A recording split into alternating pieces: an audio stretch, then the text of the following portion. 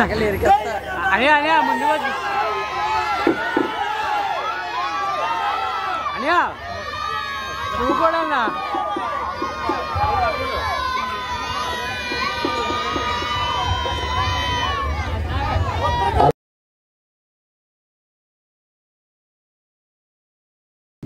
ఎప్పుడూ లేని విధంగా ఈ పాపిపాలెంలో ఒక మంచి కార్యక్రమాన్ని ఏర్పాటు చేశారు. ముఖ్యంగా శుభసూచకం ఏంటంటే ఈ మీటింగ్కి ఎప్పుడూ రానటువంటి మన మహిళలు ఆడవాళ్ళందరూ కూడా చాలా ఎక్కువ సంఖ్యలో రావడం చాలా ఆనందదాయకమైన విషయం. ఈ శుభం కూడా ఆడవాళ్ళు ఎక్కడ ఎక్కువగా నడయాడతారో అక్కడ శుభం జరుగుతుందని చెప్పి పురాణాల్లో చెప్తుంటాయి. నాకు ఇవాళ అయితే పూర్తి నమ్మకం ఉంది.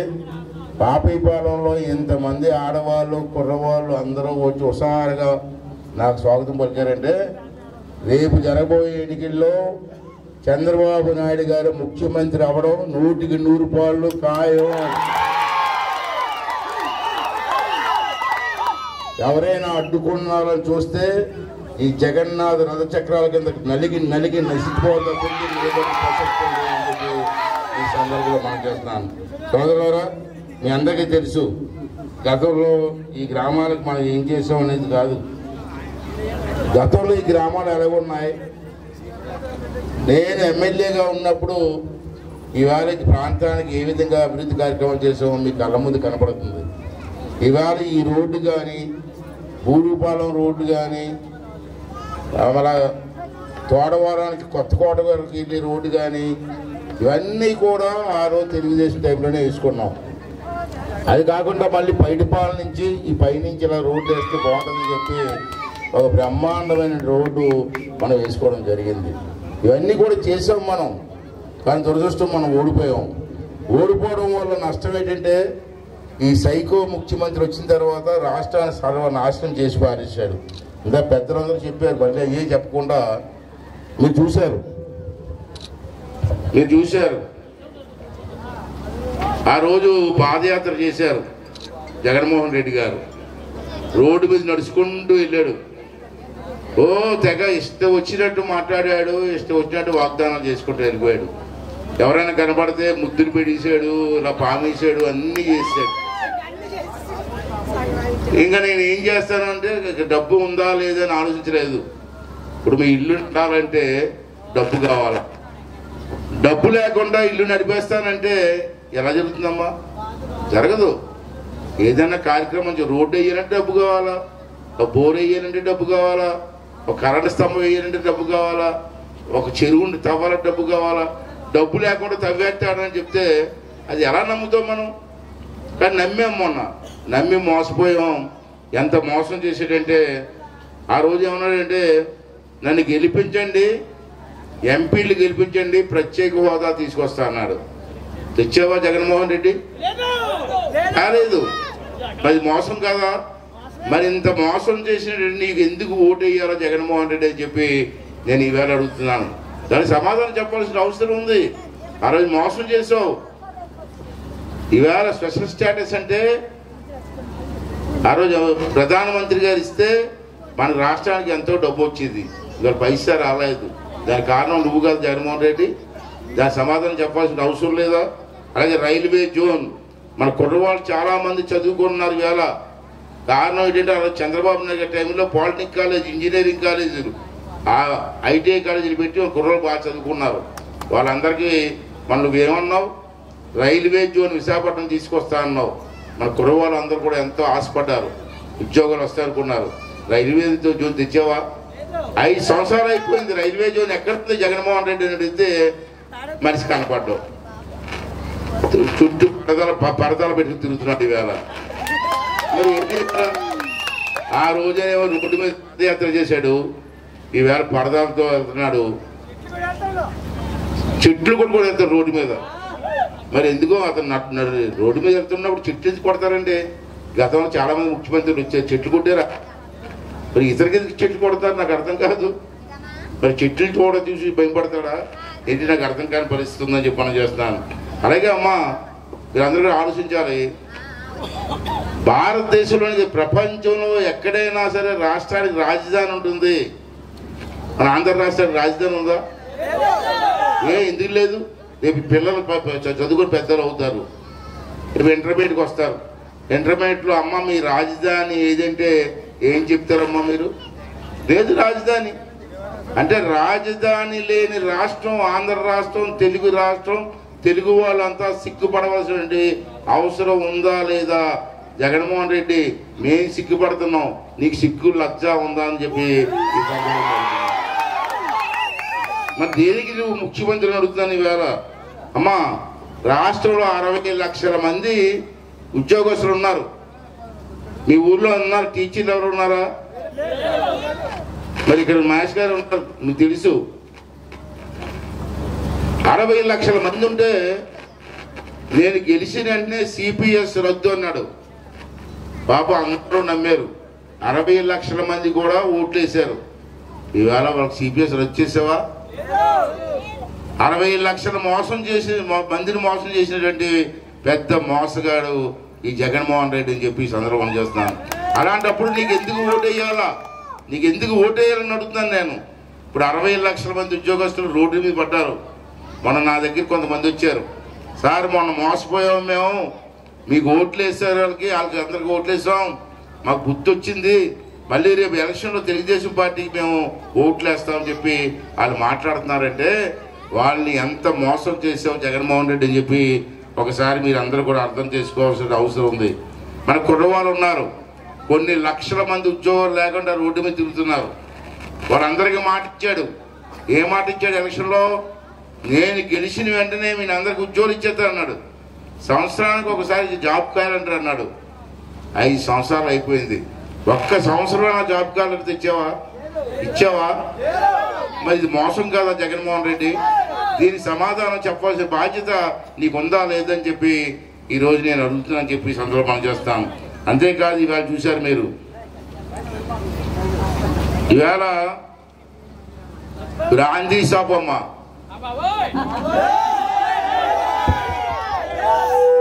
ఇక మీ ఆడవాళ్ళకి చెప్పాలా? ఈ ఆడవాళ్ళు చూడాలా? ఆ రోజు ఏమన్నాడమ్మా, అక్కల్లారా చెల్లెళ్ళారా, నేను వచ్చిన 1 రోజుల్లోనే బ్రాందీ షాపులన్నీ తీసేస్తాను అన్నాడు. అన్నాడా లేదమ్మా? మరి ఆ రోజా తింగర పుచ్చి ఉంది.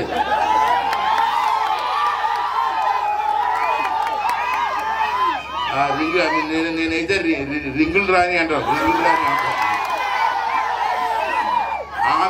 ఆమె ఏమందమ్మా, మొన్న కూడా ఉంది, మేము బ్రాందీ షాపులు రద్దు చేయకపోతే అసలు ఓటే అడగనంది. మాట మీద నిలబడతావా టింగర్ రాని? నాన్న మీద నిలబడతావా? ఇవన్నీ కూడా మాటలు చెప్పి మోసం చేసి అధికారంలోకి వచ్చి రాష్ట్రాన్ని నాశనం చేసేసారమ్మా. ఇవాళ బ్రాందీ షాపుల మీద అమ్మా, ఎవరైనా మనం డబ్బు అవసరం అయితే ఏం చేస్తామమ్మా? భూమిని తాకట్టు పెట్టుకుంటాం, లేదా ఇంట్లో బంగారం ఉంటే బంగారం తాకట్టు పెడతాం. ఎందుకంటే అమ్మాయి పెళ్లికి డబ్బుల్లో బ్యాంక్ వెళ్ళి అప్పు తెచ్చుకుంటాం. కానీ జగన్మోహన్ రెడ్డి అబ్బా ఏం చేశాడు తెలుసా మీకు? బ్రాందీ షాపులు అప్పు తెచ్చాడమ్మా. బ్రాందీ షాపులు అప్పు తెచ్చాడు ఎవరన్నా చూసారా మీరు? ఎప్పుడన్నా ఎవరినన్నా ఏ ముఖ్యమంత్రి చూసారా? ఎంత ఇచ్చాడమ్మా? 8,300 కోట్లు తెచ్చాడు. 25 సంవత్సరాలు తాగమన్నాడు అప్పు. 25 సంవత్సరాలు తనఖా పెట్టి షాపులు అంటే 25 సంవత్సరాలు బ్రాంచ్ షాపులు ఉంటాయా? మరి రేపు 40 రోజుల్లో ఇంటికి పోతావు, జైలుకి పోతావు. ఈ షాపులు ఎవడు తినిపిస్తాడు? షాపులు ఎవడు తినిపిస్తాడు? చంద్రబాబు తినిపిస్తారా? లేదా జనసేన నాయకుడు పవన్ కళ్యాణ్ గారు తినిపిస్తారా? ఎలా ఇష్టం వచ్చినట్టు పరిపాలన చేసినటువంటి విషయమ్మా. మీకు ఒక విషయం చెప్పాలమ్మా, మీరందరూ కూడా వినాలి. సరే వినండి, నేను చెప్పింది వాస్తవం అయితే ఓటు వేయండి, నేను చెప్పింది అబద్ధం అయితే నాకు ఓటు కూడా వేయద్దు. మీరు చాలాసార్లు ఎమ్మెల్యే చేసిన కొత్త ఏం కాదు నాకు. ఇవాళ మీకు పెద్ద మీరు అన్నారు, పెద్దలు ఉన్నారు ఇక్కడ. పెన్షన్ ఎవరు ఇచ్చారండి మొట్టమొదటిసారి?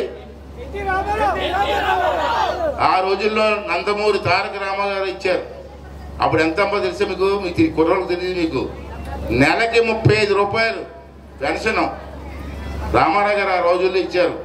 దాన్ని చంద్రబాబు గారు వచ్చిన తర్వాత అలా పెంచుకుంటూ 2000 రూపాయలు చేశారు నెలకి. అది మీ అందరికీ తెలిసిందే. మొన్న ఎలక్షన్లో చంద్రబాబు గారు 3000 ఇస్తారన్నారు గెలిస్తే, ఇతనేమో 3000 ఇస్తారన్నాడు. దొంగ. మీరేమో మా మాట నమ్మలేదు, దొంగ మాట నమ్మారు. ఇక్కడ మిమ్మల్ని మెత్త మోసం చేశారమ్మా. మీరు ఎవరన్నా తెలుసుకున్నారో లేదో, మీ కుర్రవాళ్ళు, చదువుకున్న కుర్రవాళ్ళు, మీ చేతిలో సెల్ ఫోన్లు ఉన్నాయి, చూడండి ఒకసారి. ఏంటా మోసం అంటే, మీకు గెలిచిన దగ్గర నుంచి కూడా 3000 ఇచ్చాడా? చెప్పాలి, పెన్షన్దారు చెప్పాలి పెద్దలు. ప్రతి సంవత్సరం మొదటి సంవత్సరం 250 రూపాయలు పెంచాడు. రెండో సంవత్సరం పెంచలేదు. మూడో సంవత్సరం 250 రూపాయలు పెంచాడు. నాలుగో సంవత్సరం 250 రూపాయలు పెంచాడు. ఐదో సంవత్సరం మొన్న సంక్రాంతికి 250 రూపాయలు పెంచాడు. ఇలాగ పెంచుకుంటూ వెళ్ళడం వల్ల ఒక్కొక్కరికి ఎంత బొక్కైందో మీకు తెలుసా? ఒక్కొక్కరికి 27,500 రూపాయలు బొక్కమ్మ. 25,100 కాదు, 27,500 రూపాయలు బొక్క పెట్టాడు ఒక్కొక్కరికి.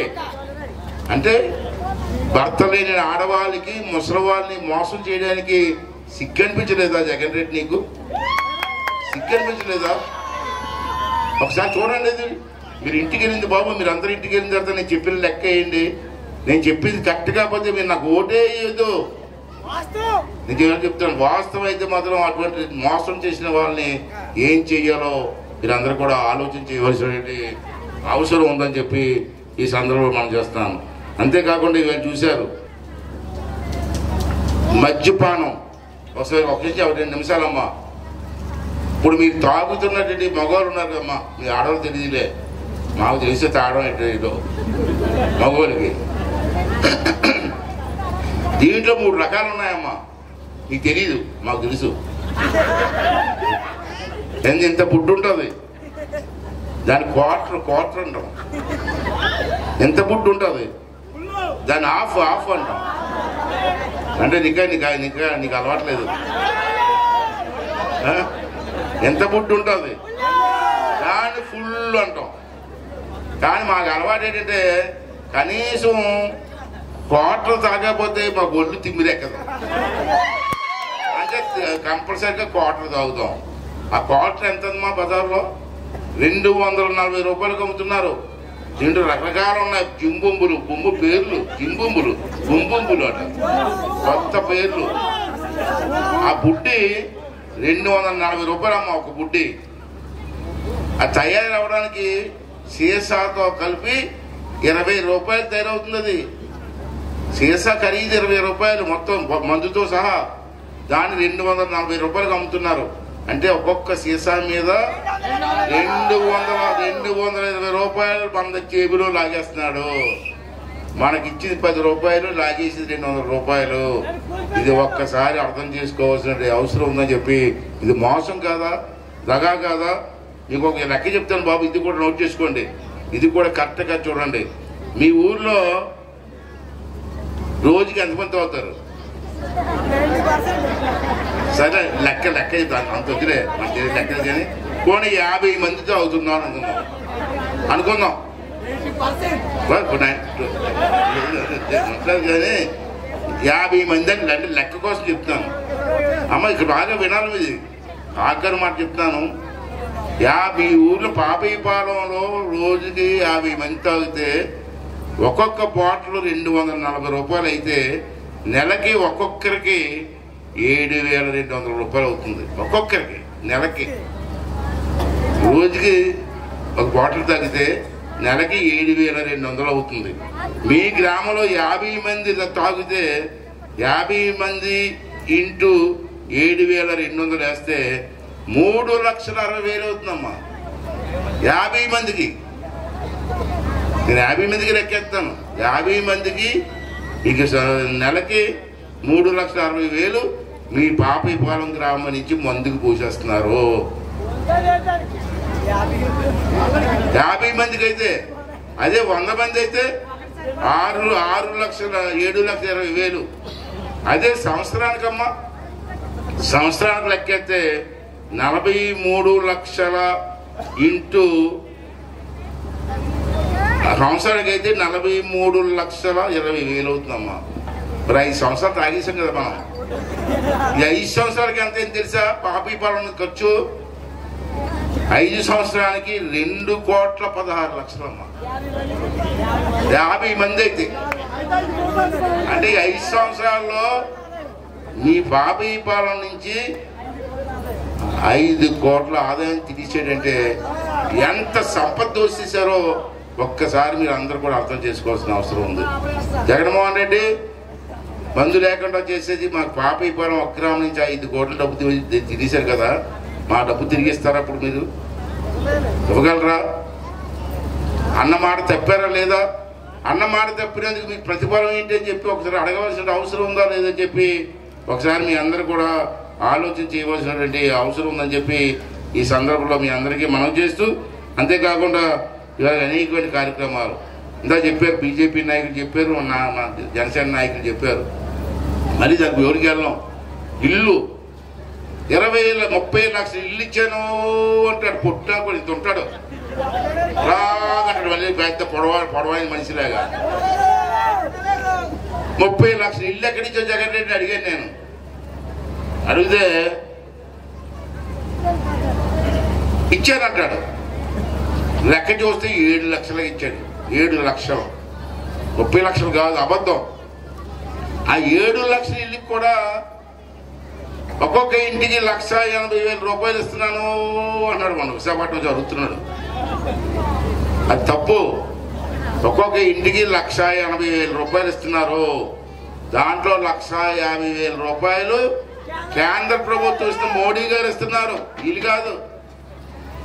మళ్ళీ 30 రూపాయలు ఉంది సార్ ఎక్స్ట్రా 30,000. ఆ 30,000 కూడా ఎక్కడిదంటే మీరు రోజు ఉదయం పనికి వెళ్తారమ్మా, ఉపాధి హామీ పథకం.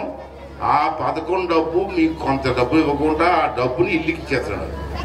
ఆ డబ్బు ఎవరిదండి? కేంద్ర ప్రభుత్వం ఉంది, రాష్ట్ర ప్రభుత్వం సంబంధం లేదు. అంటే ఒక్క పైసా కూడా ఇంటికి ఇవ్వకుండా నేను ఇచ్చాను అని చెప్పి మరి కప్పులు చెప్తుండే. మరి మోదీ గారి కొడుకు పుడితే నా కొడుకు అంటాడు అతను. ఎలాగుందండి అతను? ఆ కొడుకు అతనే పుడితే నా కొడుకు అంటే ఇది ఎంతవరకు సబు ఒకసారి అర్థం చేసుకోవాల్సినటువంటి అవసరం ఉందని చెప్పి ఈ సందర్భంలో మీ అందరికీ మనం చేస్తూ, అలాగే మీకు అందరికీ తెలుసు ఈవేళ భూములు పాస్ పుస్తకాలు కూడా ఇవ్వట్లేదు, సర్వే కూడా చేయట్లే. 5 సంవత్సరాలు ఎన్ని పాస్ పుస్తకాలు ఇచ్చావు? ఎన్ని భూములు సర్వే చేసావు? ఏం చేసావు? అమ్మ మీకు సన్న బియ్యం ఇస్తాను, సన్న బియ్యం ఇచ్చాడు. 1 కేజీ అని ఇచ్చాడు 5 సంవత్సరాల్లో. ఇవ్వలే. మరి అబద్ధం కదా, ఆడవాళ్ళు అందరూ మోసం చేయడం కదా. తర్వాత మీ ఇంటికి రోజు వ్యాన్ అవుతుందిగా, మా వ్యాను ఊరు ఏ వ్యాను. నిరంతర వార్తా సమాచారం కోసం మా వి న్యూస్ ఛానల్ సబ్స్క్రైబ్ చేయండి. నోటిఫికేషన్ కొరకు బెల్ ఐకాన్ ని యాక్టివేట్ చేయండి.